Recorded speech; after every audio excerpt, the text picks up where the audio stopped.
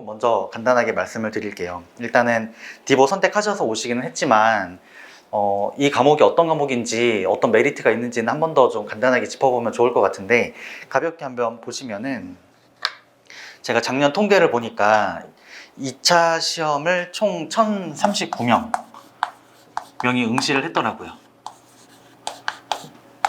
근데 디보 선택하는 사람들이 몇 명이었냐면 518명.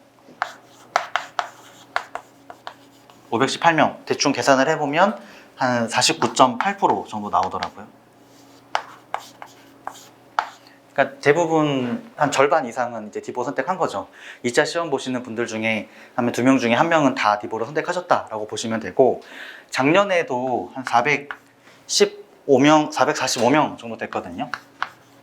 그래서 작년에도 되게 많이 늘어났구나 했는데, 올해는 더 재작년에도 많이 있었구나 했는데 작년에는 더 많이 좀 늘어났다라고 보시면 되고, 또 그만한 이유가 있을 거예요.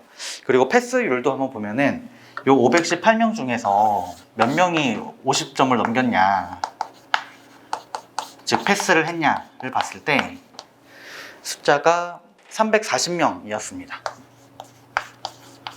이것도 비율로 따져보면은 한 65%가 패스를 한 거죠. 518명이 응시를 해가지고 한 65%는 패스를 했어요. 나머지 한 25% 정도가 35% 정도가 페일을 맞았고, 그래서 상당히 좀 높은 패스율을 보였다라고 보실 수도 있고, 또 한 가지 또 재밌는 점은 이제 총 1039명 중에서 작년에 209명을 뽑았는데, 이 중에서 또 디보 선택자는 93명 정도 돼서 얘도 한 45% 정도? 그러니까 합격자 중에 또 한 2명 중에 1명은 또 디보 선택자가 되는 거죠. 뭐 물론 많이 선택을 했으니까 합격자도 많긴 하겠지만, 어쨌든 합격자도 디보가 되게 많고 응시율도 디보가 제일 높다, 패스율도 엄청 높다라고 보시면 될 것 같습니다. 그리고 한 가지 더 숫자가 있는데, 작년에는 65%였는데 그 전년도에는 합격률, 패스율이 한 70% 가까이 됐어요. 한 68%, 70% 이렇게 가까이 돼가지고 거의 그냥 뭐 시험 봐서 뭐 답안지만 어느 정도 채웠으면은 전부 다 패스를 할 수 있을 정도로 점수를 좀 잘 주고 있어요. 아무래도 공학 과목이 아니고 법 과목이다 보니까 점수를 뭐 답을 좀 틀렸더라도, 조금 부실하게 적었더라도 웬만하면 다 패스를 주는 경향이 좀 있습니다. 또 물론 문제도 그만큼 쉬웠다라는 반증이기도 하고요. 그래서 이런 상황에서 조금 안심을 하시는 경우가 많은 것 같아요. 당장에 이때가 70%였고 그 전년도까지 거슬러 가보면 68%, 그리고 52, 53, 이게 22년도고 21년도, 20년도, 19년도, 18년도 지금 이렇거든요.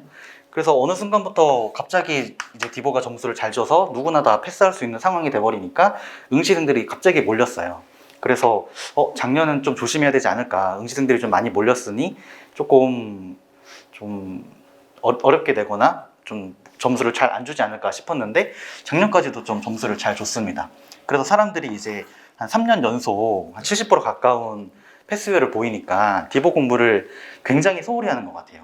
이제 그냥 1차에서 배웠던 그 지식만 가지고 2차 와서는 그냥 뭐 수업 하나 정도만 듣고 가지, 아니면 정말 수업도 안 듣고 가시는 분들도 있는 것 같고, 듣더라도 그냥 한 수업 정도만 듣고 시험장에 가시는 분들도 좀 있는 것 같아요. 근데 제가 실제로 뭐 아는 분들 중에서도 3법 점수는 합격 점수가 나왔는데 디보가 페일이 나와가지고 탈락하신 분들도 덜어 있거든요. 종종 있어요.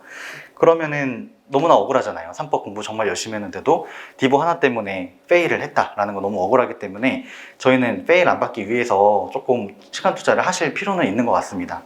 나중에 말씀드리겠지만 디보 공부하시는데 뭐 그냥 생동차라고 하면은 하루에 한 2시간 정도? 그리고 생동차가 아니라 기득 정도 됐다 하면은 한 30분에서 1시간 정도만 투자를 해도 돼요.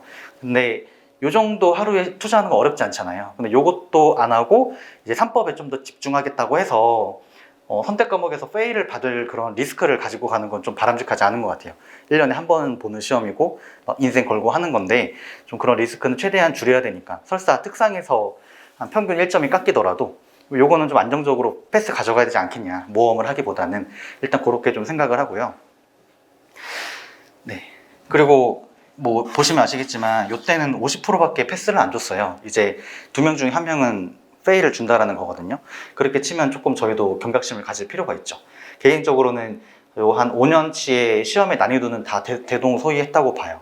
그렇게 어려운 것도 없었고 그렇게 쉬운 과목, 쉬운 해도 없었는데 비슷한 난이도에서 한 퍼센트를 이렇게 막 조율할 수 있다는 거는 뭐 올해도 시험 문제가 무난하게 나오더라도 어느 정도 좀 비율을 조절할 수도 있다 라고 생각할 수도 있을 것 같습니다. 그래서 조금 열심히 준비를 해주셨으면 좋겠고, 두 번째로는 이제 시험 난이도.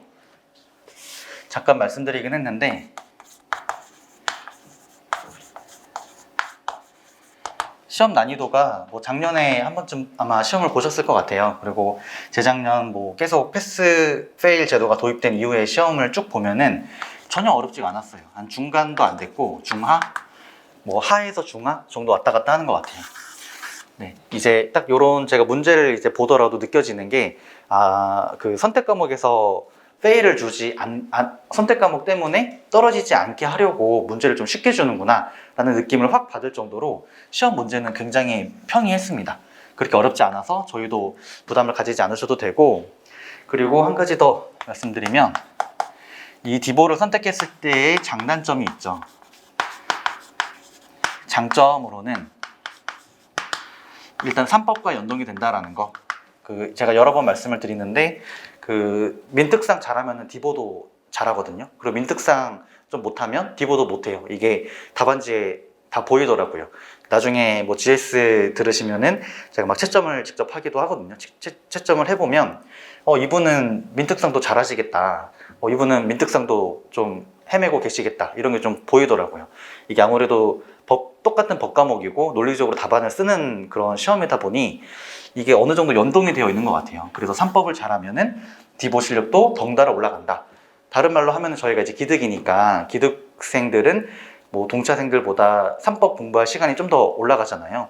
3법 실력이 조금씩 한 4, 5월, 6월 정도 돼서 더 올라가기 시작하면은 디보는 그렇게 노력을 안 하고 아까 뭐 한 30분, 1시간만 투자하더라도 덩달아서 디보 실력도 똑같이 올라가거든요. 그래서 뭐 크게 힘들이지 않고도 좋은 점수를 얻을 수가 있다라는 게 장점이고, 또 시험의 난이도가 좀 쉽다라고 말씀을 드렸죠. 엄청 더 공부해야 될 건 많이 없고, 또 한 가지는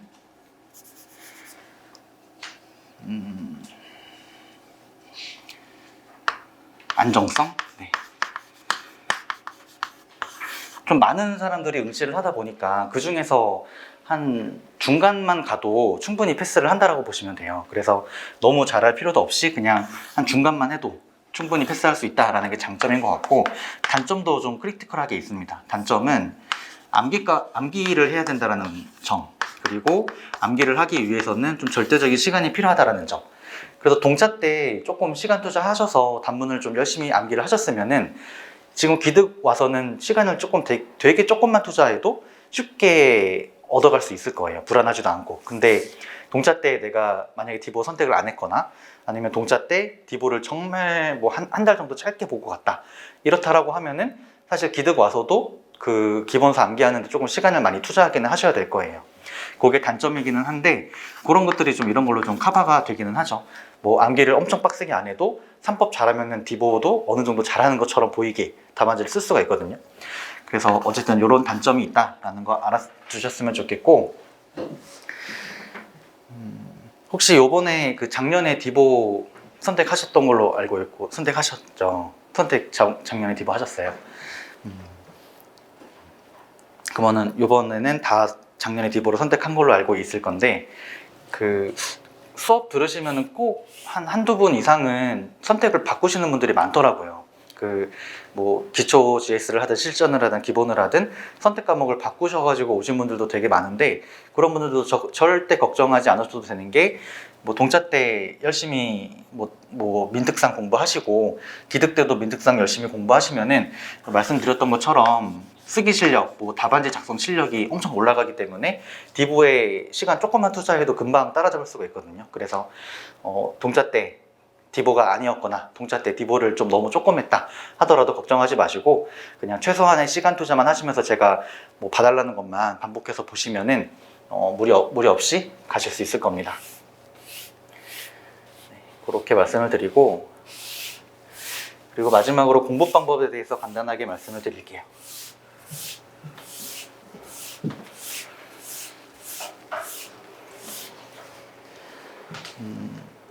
동자 때 어떻게 어느 정도 얼마나 공부를 하셨는지는 잘 모르겠지만 디보를 공부한다라고 하면은 2차 시험에서는 4가지를 보셔야 돼요. 단문 공부하셔야 되고, 판례 보셔야 되고, 심사 기준 보셔야 되고, 사례 문제 보셔야 됩니다.